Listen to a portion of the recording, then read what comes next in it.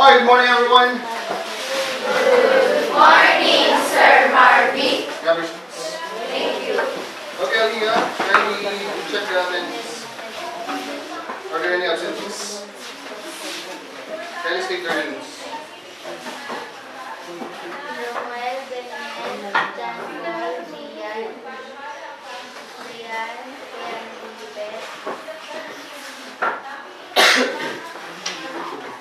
Okay, so last time we have discussed about Jaylene. What did we discuss last time? Sir, the elements of The elements of plot. Can you give one part of the element of plot? Lucy? Exposition, give another one. Rising action. Denouement. What about the other one? Falling action. And of course, the best part? The climax. Very good. You can still remember. So, for now, if you can still remember, we have discussed the song of Pearl Jam. What's that song again? Last Kiss. So, not related to this one, though it's not terrible in a way. Kindly read. You can eat me, but I am sweet. You can touch my different feet. I don't have electricity nor battery, but I can create a spark. Yes? Very good. So that is love. And then Mama Peter saying, there's no? But this is love. Love, love, love. Define love using one word. Miko. Unexpected. Yes, it's unexpected. Sometimes you don't expect it. Angelica. Painful. What a pessimistic term. Give me another one. Yes. Corina. Sacrifice. Yes. Love is sacrifice. Kim? Everlasting. Wow. Love is everlasting. A believer. I wonder. Let's have the writers. Ronaldine. What is love? Acceptance. Playing safe. Acceptance. Playing safe siya. What is love? What is it? Forgiveness. Love is forgiveness. And Meka is late. Okay, Meka, you enter. Okay, so those words are actually perfect description of love. But if you ask me, I only use one word. Okay, that's good. That is passion. Passion. That's more than enough. If you have passion, you can sacrifice. If you have passion, you can accept. If you have passion, you can forgive. Wait, pasok lahat. If you have passion, you can still forgive even though it's painful. Okay, so let's move on. Decode the jumbled letters by using the clues given. So you are all familiar with Greek mythology. We have discussed the Gorgon's head. We have discussed Daedalus and Icarus. Actually, the names are all from. Let's have the first one. Number one is ambrosia, the fruit of the gods. Let's have number two. Yes, Jaylene. Zephyr. If you're familiar with the spear of Zephyr, that is the wind god. Yes, Angelica. Apollo, the goddess of the sun. Let's have another one. Yes. Venus, also known as Aphrodite. Let's have another one. The last one. Yes.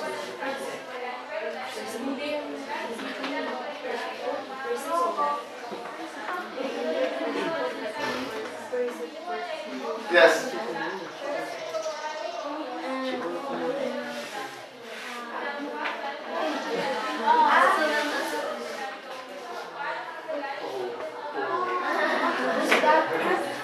That's actually, the names are all in Roman mythology.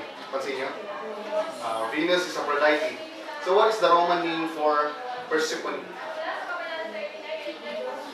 It's similar.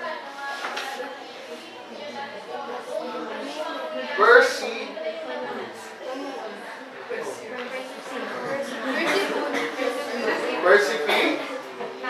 Okay, yes? Persephone. I told you it's just the same. So she's the queen of the underworld. She's also known as Persephone. If you are all familiar with the post saying that she's very grateful to Hades because she said she will die as a forgotten nymph, but because of Hades, she became a queen. But in reality, in Greek mythology, they're saying Persephone as an unlucky girl because she married the king of the underworld. But for her, she is very, very much happy. The story of Cupid and Psyche. Okay, as we move on to the story, I wanted to do this. You're already grouped into 4. Each group will write or will draw these lines and identify the exposition, the rising action, the climax, the falling action, and the exposition in the story. So that's the use of your, what do you call that? Manila paper. Manila paper. So be sure to know the story. There are a lot of versions of this, but this is the most realistic one. So if you have read the story and it's quite different, that's probably because they sugarcoat some of the lines.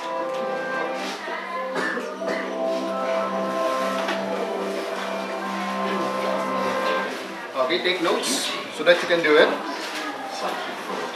She looked over the cliff's edge where she had married her father. She'd been born with a physical perfection so complete that she was worshipped as a new incarnation of Venus, goddess of love. In real life, she was too intimidated even to approach her. When her father asked for guidance from the oracle of Apollo, the god of light, reason, and prophecy, he was told to abandon his daughter on a rocky crag, where she would marry a cruel and savage, serpent-like, winged evil. Alone on the crag, Psyche felt Zephyr, the west wind, gently lifting her into the air. It set her down before a palace. "You are home," she heard an unseen voice say. "Your husband awaits you in the bedroom, if you dare to meet him." She was brave enough, Psyche told herself. The bedroom was so dark that she couldn't see her husband, but he didn't feel serpent-like at all. His skin was soft, and his voice and manner were gentle. She asked him who he was, but he told her this was the one question he could never answer. If she loved him, she would not need to know. His visits continued night after night. Before long, Psyche was pregnant. She rejoiced, but was also conflicted. How could she raise her baby with a man she had never seen? That night, Psyche approached her sleeping husband, holding an oil lamp. What she found was the god Cupid, who set gods and humans lusting after each other with the pinpricks of his arrows. Psyche dropped her lamp, burning Cupid with hot oil. He said he'd been in love with Psyche ever since his jealous mother, Venus, asked him to embarrass the young woman by pricking her with an arrow. But taken with Psyche's beauty, Cupid used the arrow on himself. He didn't believe, however, that gods and humans could love as equals. Now that she knew his true color, their hopes for happiness were dashed. Okay, again, you make read your element of plot. Start doing it now. You can sit down on the floor. Okay.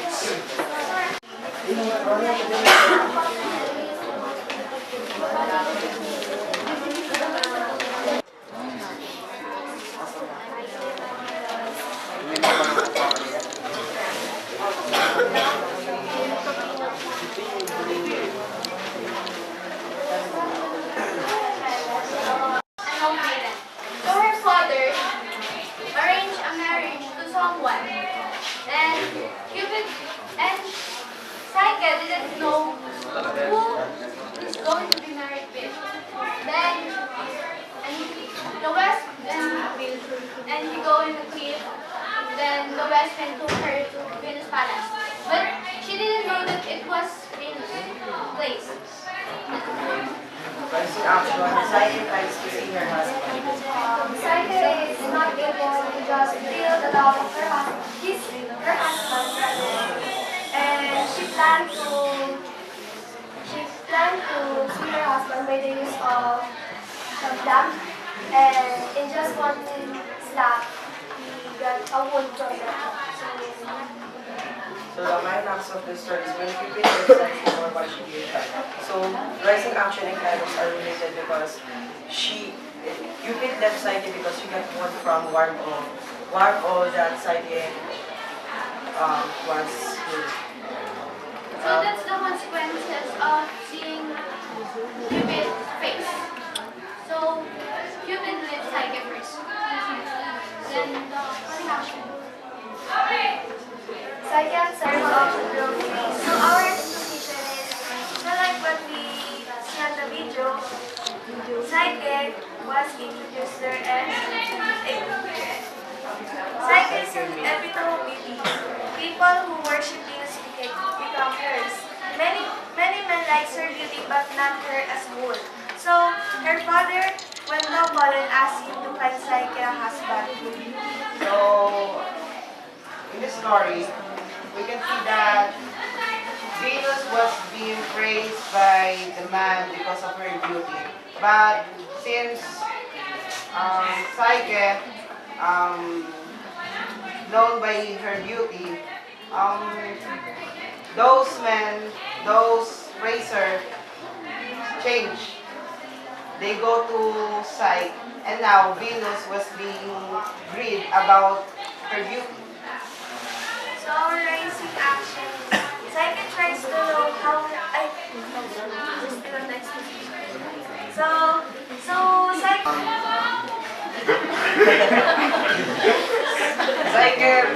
Psyche entered the dark room, and in the dark room she met Cupid. So and because of the what do you call that? Because of the love she feels, Cupid and Psyche create a baby without seeing each other. Okay.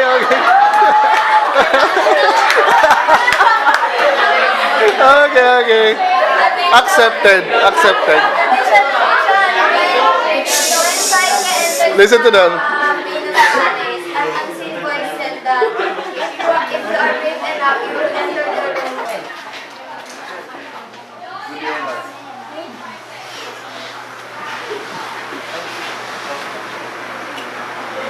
Okay, may start. Sir,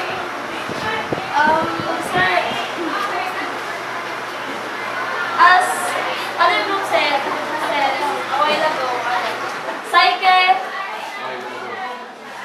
Venus, the most beautiful immortal girl first, and then when Psyche came, Venus, I think she was being ignored by others because the other people was looking for Psyche instead of Venus. And Okay, first, most of your answers are correct. Of course, the exposition is the introduction of the characters. Once there was a girl named Psyche, perfect introduction of the characters. And should have included Cupid also. The rising action. Look at the story. There are a lot of mini conflicts. That's why you are conflicted which is the climax. First conflict, Psyche was sent on a cliff to be sacrificed to a husband whom she doesn't know. Then we have another conflict. She doesn't know the look of the husband. They're going to have a baby. Then we have another conflict. Venus is envious of her beauty. Then we have another conflict. Cupid is scared to love mortals. That's the main reason why he doesn't want to be seen. So there are a lot of conflicts. But what is the main conflict based on all of it?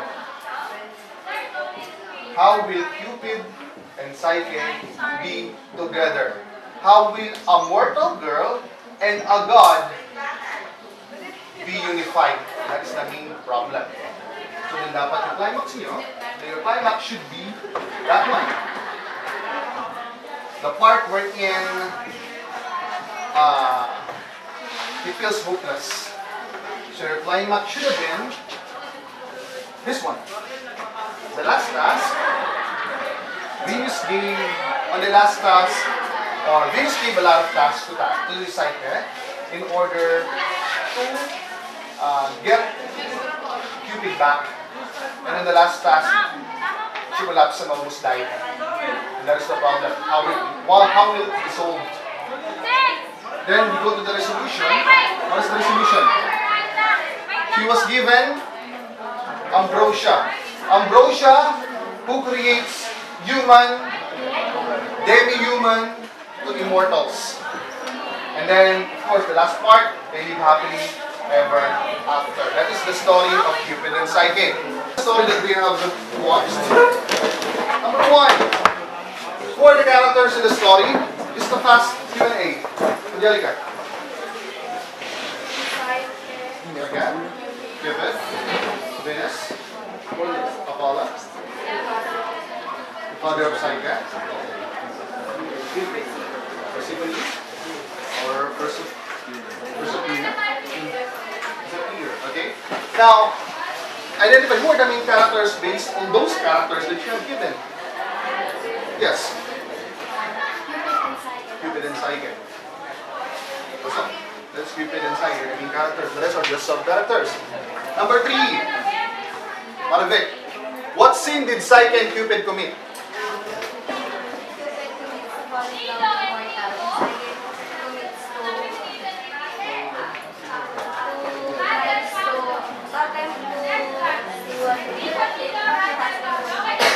Okay.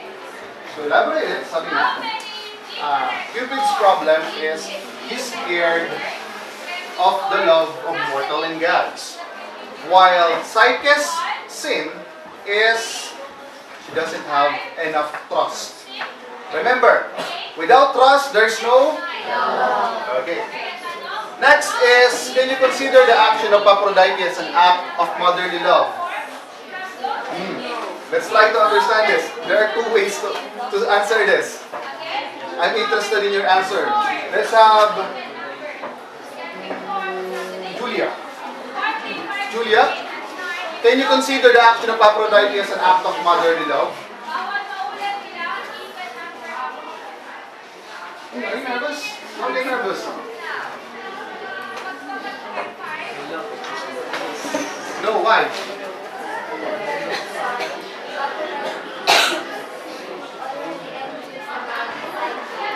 Okay, so there is a hint of envy on the action of Aphrodite because from the start, because of the beauty of that mortal,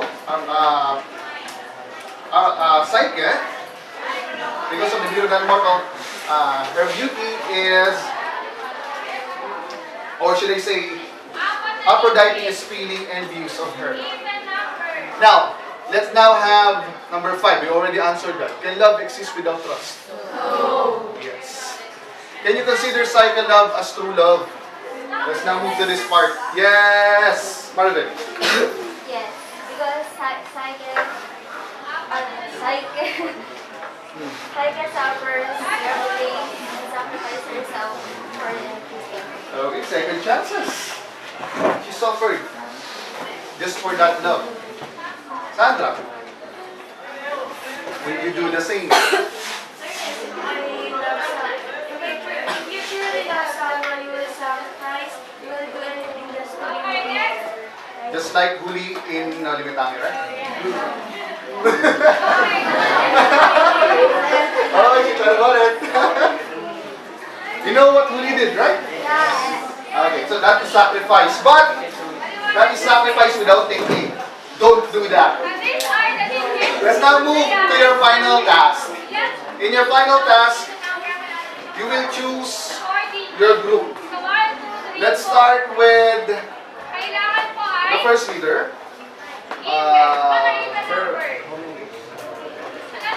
Gian, pick a group.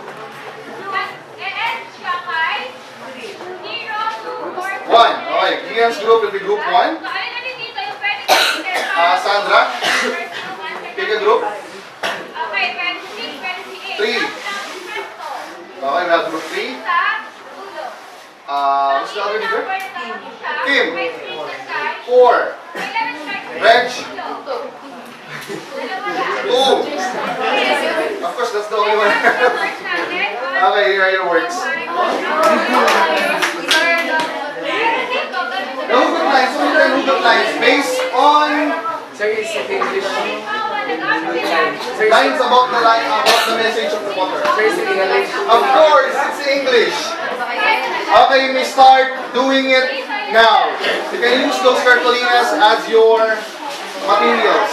Start doing your final task now. Yes, I did. Let's now have our outputs. Let's start with the spoken poetry. Spoken poetry group. Let's start with the spoken poetry group.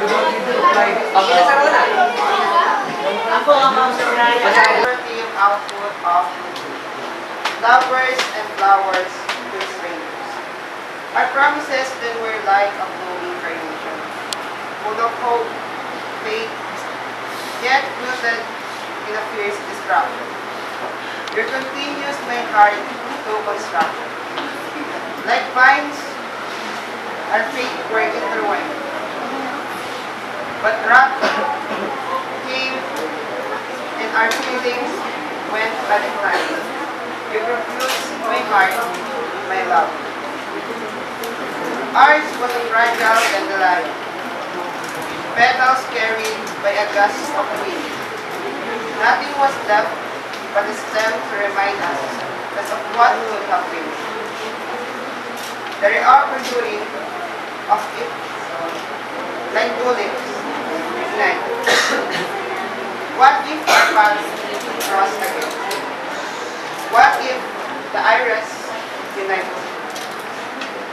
If the trust build reconstruct? Of course, this is just one of the many wishful thinkings I have. It is pitiful for some wild one. Let's now have group number... The group of Reg. 2. The group number 2. Okay, let's have it now. Cupid, stop walking around.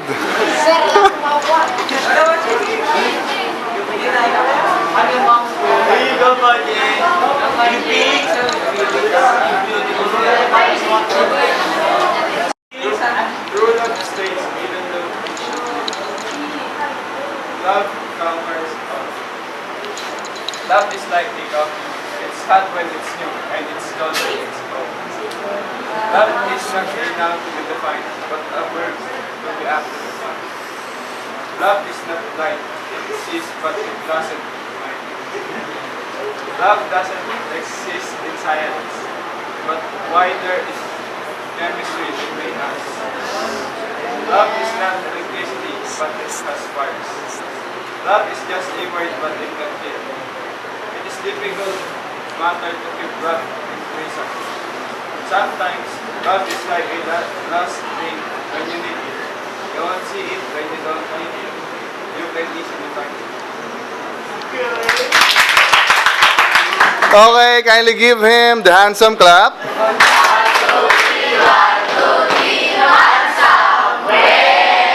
Let's now have the singers. The group of singers.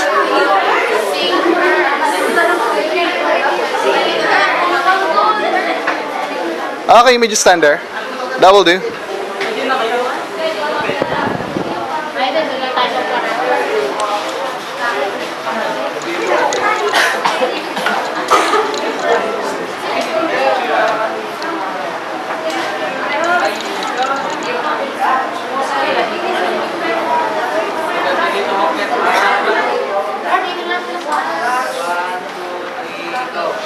If you really love someone, trust, passion,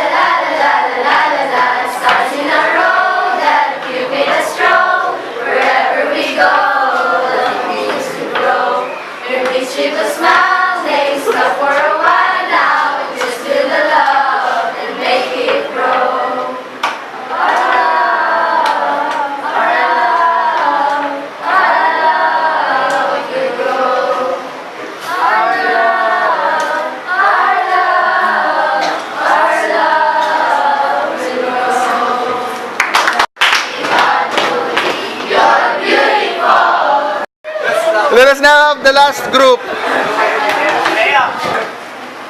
So that today we have a guest. We have guests, rather. On the right corner, weighing 200 pounds with a wing on his back. Cupid!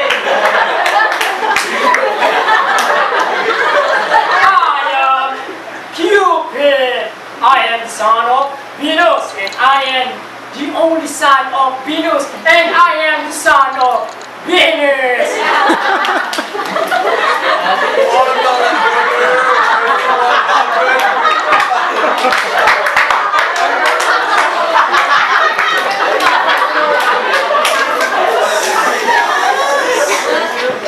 I am flying.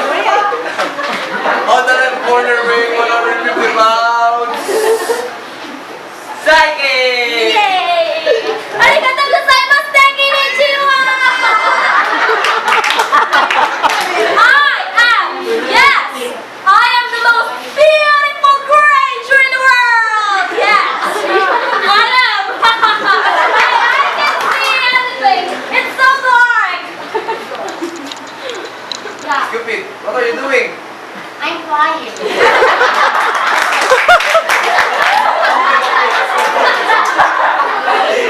Will, good morning.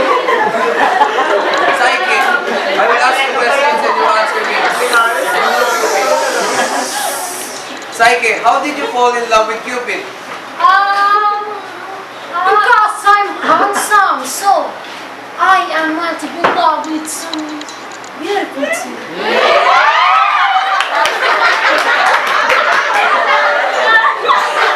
How did I take the answer knowing the fact that I didn't see your face? Till I met you.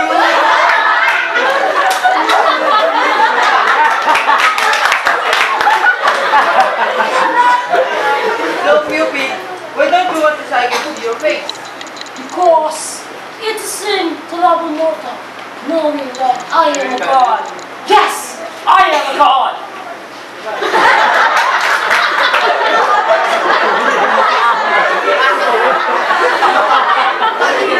Psyche, one last question. Silence, please. Psyche, one last question. Did you take the love of Cupid as a true love? Yes, because what's that again? I'll be right for you. Did you take the love of Cupid as a true love? Yes, because he fights for me and we will be having our baby soon. I always fight for you, Yes. and I will always love you.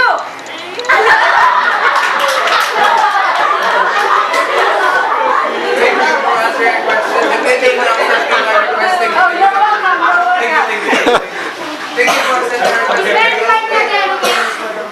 Okay guys, thank you for watching. And lastly, Cupid and Psyche live happily ever after, and they will be having their baby next year as they said. And we are, and this is love. Give them the handsome and beautiful clap.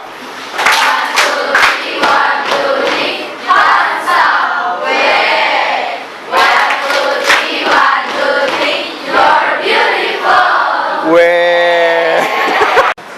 And trust. That's the story of Cupid and Psyche.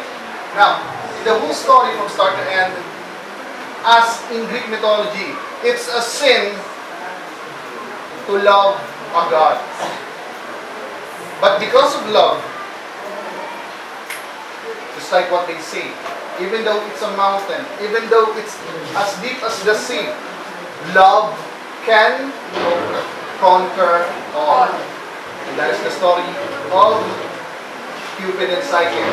Without trust, there is no love. If you want to have true love, then you should be passionate. If you want to be passionate, then be true to yourself. Again, that is the story of Cupid and Psyche. What are assignment class?